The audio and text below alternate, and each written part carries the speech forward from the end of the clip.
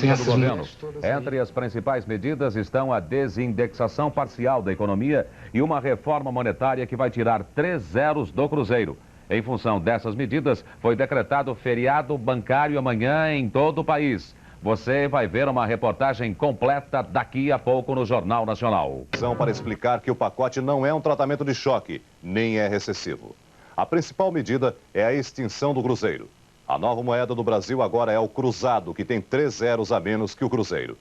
Os preços dos produtos vão ser congelados, mas o pacote vai preservar os ganhos reais dos salários e o rendimento da caderneta de poupança. Os outros títulos de renda não vão ter correção integral. Não vai haver maxi-desvalorização. Amanhã é feriado bancário em todo o país. Os bancos só reabrem na segunda-feira.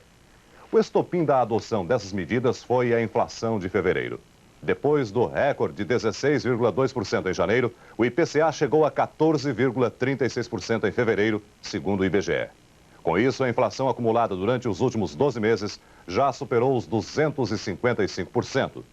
Os depósitos na caderneta de poupança em fevereiro vão ter um rendimento de 14,93%.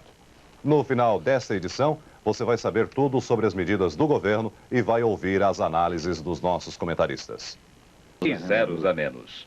Os preços dos produtos serão congelados. Salários. O governo vai preservar o ganho real dos salários. Vai haver uma tabela de conversão para a nova moeda, o cruzado. Caderneta de poupança. Vai ter correção integral. Os juros serão preservados. Aluguéis vão ser corrigidos de acordo com a correção dos salários. Não vai haver maxi-desvalorização. Outros títulos de renda não vão ter correção monetária integral. Mas o Banco Central vai tomar todas as precauções para evitar anormalidades no mercado financeiro. Amanhã é feriado bancário em todo o país, mas os bancos reabrem na segunda-feira. Não vai haver maxi-desvalorização. Quem garantiu isso foi o ministro da Fazenda, Dilson Funaro. Ele também confirmou que o presidente Sarney vai anunciar amanhã de manhã as mudanças na economia. O presidente amanhã anuncia algumas medidas para essa nação. Vamos aguardar o pronunciamento dele, é realmente para a estabilidade, para fazer o crescimento desse país. Só isso. Os salários tudo bem, amanhã falamos. Por que o congelamento? Amanhã falamos. Vai haver congelamento de preço? Os salários, câmbio, máximo. Amanhã falamos. Não, Max nem pensa. Até da sua saída do... Não, minha filha, estou trabalhando, deixa a conta falar. Em Nova York, o comentarista Paulo Francis diz como os Estados Unidos receberam as medidas econômicas. As decisões de hoje do governo Sarney foram recebidas com uma certa cautela e muito otimismo pelos banqueiros internacionais que aqui negociam a nossa dívida externa. A cautela se deve ao fato que, antes de emitir uma opinião, querem examinar em profundidade as medidas decretadas. Mas o otimismo é dominante. Consideram o choque heterodoxo um golpe decisivo contra a inflação brasileira, que não só melhora a nossa posição de crédito internacional, como poderá trazer para o Brasil os maciços investimentos estrangeiros indispensáveis ao nosso desenvolvimento. O que apressou a decisão do governo? As análises são de Joelmir Betting e Paulo Henrique Amorim. Se tudo der certo, o governo baixou hoje uma constituinte econômica. Foi a única saída para quem se sentia encurralado. De um lado, se aproximava o dissídio dos metalúrgicos do ABC e o temor de que, a partir daí, os salários crescessem muito acima da inflação. De outro lado, desde janeiro, crescia nos Ministérios da Fazenda e do Planejamento a convicção de que as medidas tomadas contra a inflação não estavam sendo suficientes. O presidente da República não quer a recessão. Os políticos exigem uma política econômica que não comprometa o crescimento por causa das eleições.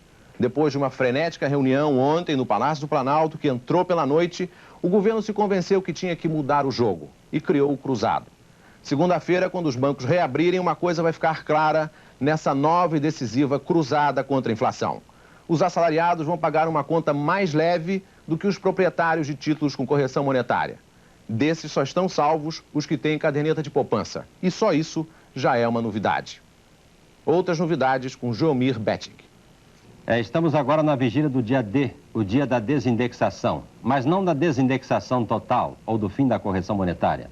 Vamos amanhã para o corte de 1/5 da correção e corte que não alcança todos os valores ou contratos. A correção vai continuar plena, para a poupança em caderneta, para o salário em geral, para a taxa de câmbio, segundo a intenção do governo. Com isso, o governo reduz a renda do capital financeiro, mas não a renda do trabalho e da poupança popular, protegendo o poder de compra da população e, por tabela, o nível de consumo, produção e emprego. O presidente Sarney convocou os líderes da Aliança Democrática para uma reunião amanhã de manhã, no Palácio da Alvorada. A reunião será às 7h30 da manhã. O ministro da Fazenda, Dilson Funaro, vai se reunir esta noite em Brasília com os líderes do PMDB e da Frente Liberal. O ministro vai fazer uma explanação sobre as medidas que o governo vai adotar para combater a inflação. Como fica a economia brasileira com estas decisões do governo? Esta noite, no Jornal da Globo, você vai ver a discussão e a análise sobre a desindexação da economia. O Jornal da Globo começa logo depois do Festival de Verão. A Rede Globo transmite amanhã ao vivo, direto de Brasília, os discursos do presidente da República e do ministro Dilson Funaro. A Rede Globo vai transmitir também ao vivo a entrevista coletiva do ministro Dilson Funaro logo após os discursos. Nos nossos estúdios, comentando e esclarecendo as novas medidas econômicas, vão estar o editor de economia da Rede Globo, Paulo Henrique Amorim, e o comentarista Joelmir Betting.